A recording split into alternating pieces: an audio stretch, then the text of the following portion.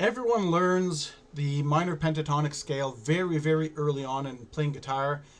If it's rooted on the E string, it's a nice symmetrical pattern that we can easily memorize and improvise up and down on the fretboard.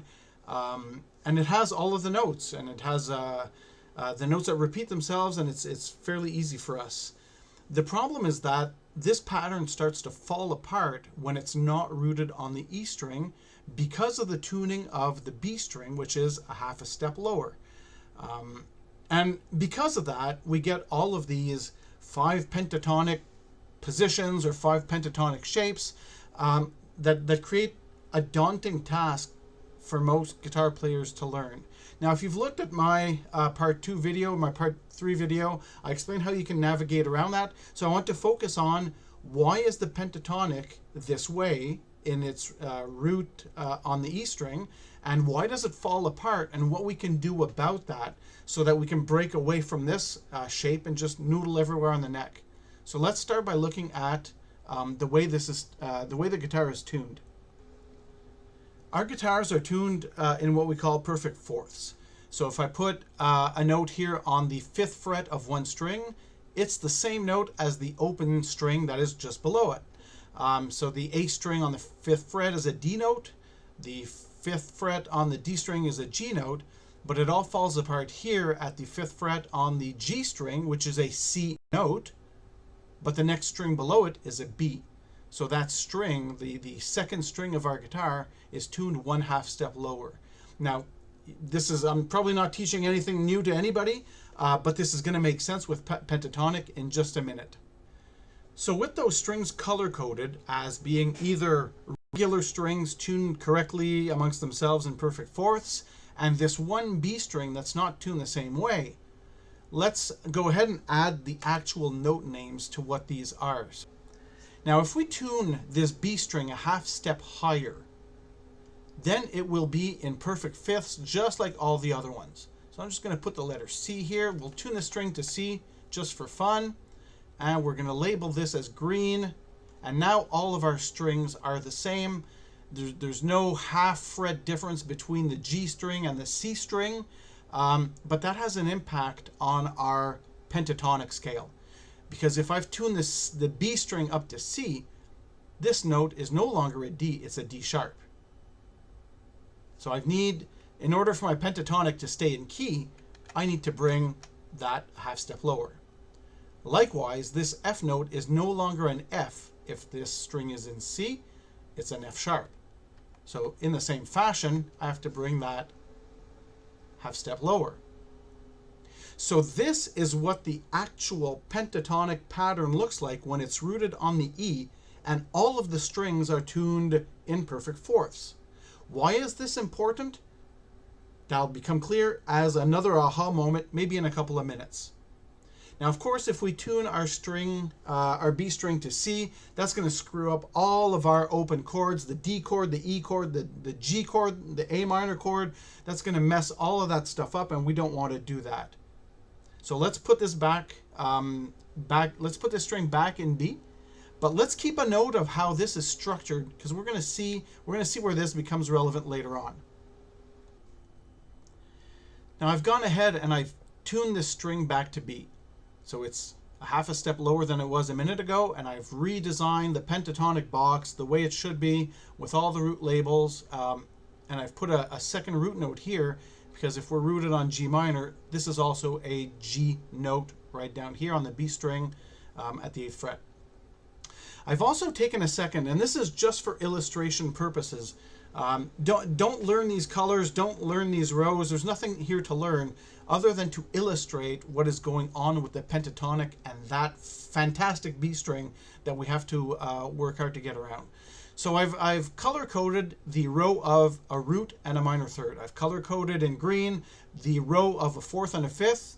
The minor 7th and a root is another color code. The minor third and the 4th is the yellow color. And the row that contains the 5th and the minor 7th, I've put that in some kind of pink. Now you'll notice that I'm completely ignoring the high E string for now, and that will become clear in just a couple of seconds.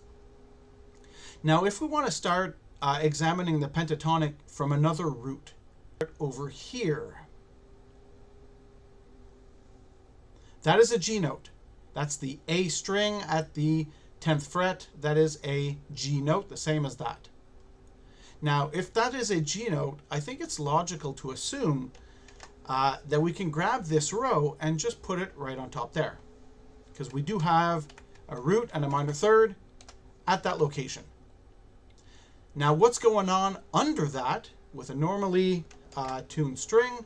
We have a fourth and a fifth, and we can put that right there. So you're seeing a repetition of the same box pattern that we've always had.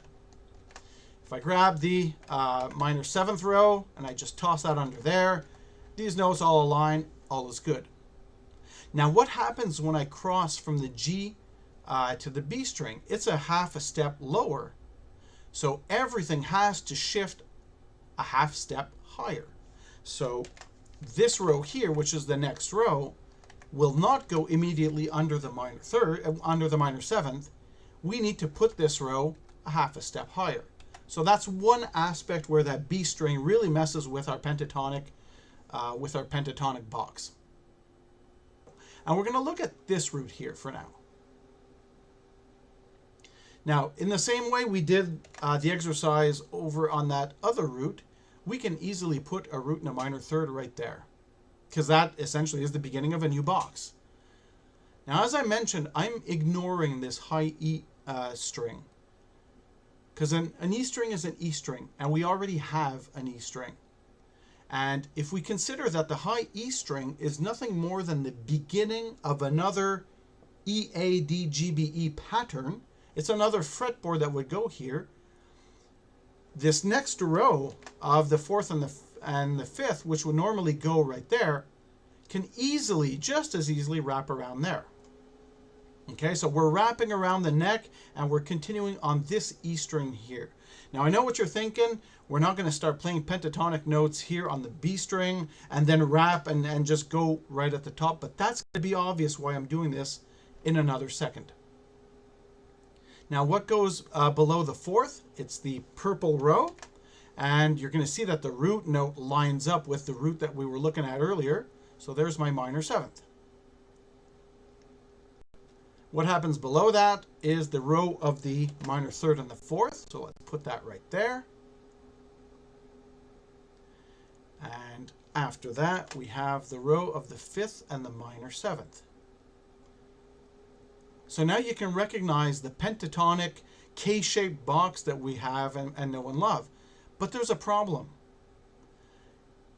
Taking the pink note that is on a string that is not tuned the same way doesn't line up with this pattern. This one here is already shifted up by half of a step. Remember earlier, this was here. If it was a normally tuned string, that would be there. But because it's a half step lower, we've brought it up by 1/2 step. So when we learn this pentatonic box, we're already learning it with that B string half a step shifted upwards. So when we look at this elsewhere, we have to put it in its actual location right there. Now, if you'll notice, I have one fret between the minor third and the fourth, which matches up with the one fret between the minor third and the fourth. I have 2 empty frets between the fifth and the minor seventh, which matches the pattern of 2 frets between the fifth and the minor seventh here. So everything lines up, and you can probably see if this is our position 1, this is probably the position 2, this is probably the beginning of position 3. I don't know. I don't know those positions. I use the method that I describe in the part 2 and the part 3 series of these videos. So go check out part number 2 and part number 3. That's really good stuff.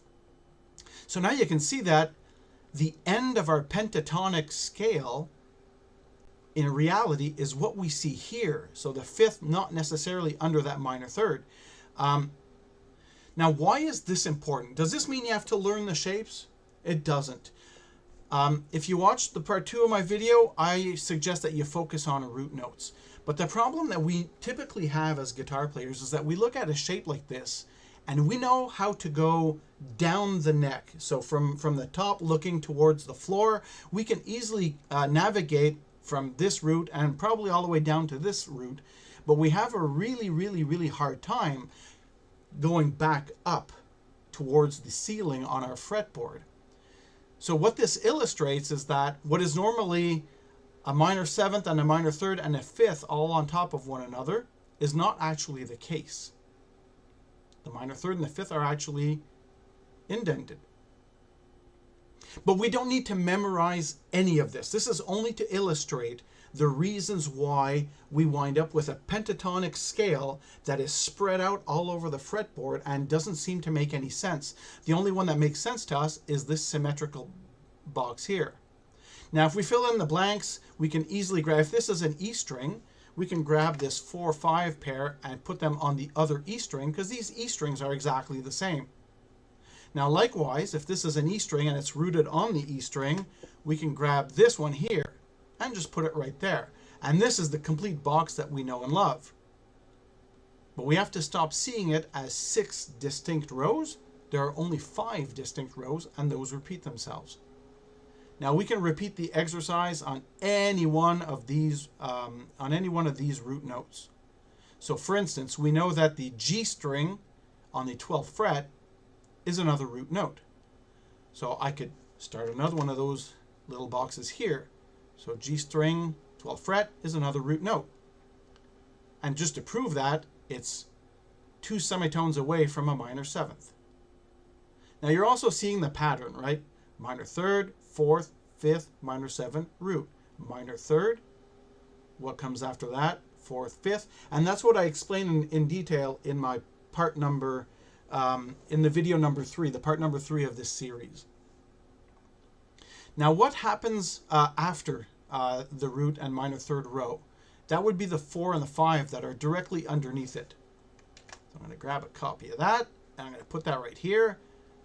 But don't forget, because we are traversing from the G to the B string, we need to move this guy up by 1 semitone, by 1 fret. And now we have the proper gap between the minor third and the 4th that we see everywhere else here.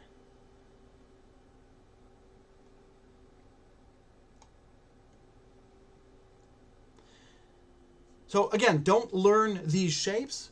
The only purpose of this video was to illustrate how that single B string is responsible for making a messy pentatonic pattern that everyone is broken up into position number 1 and position number 2. This is the reason why. Now, I suggest you look at part 2, which is linked in the description. Watch that.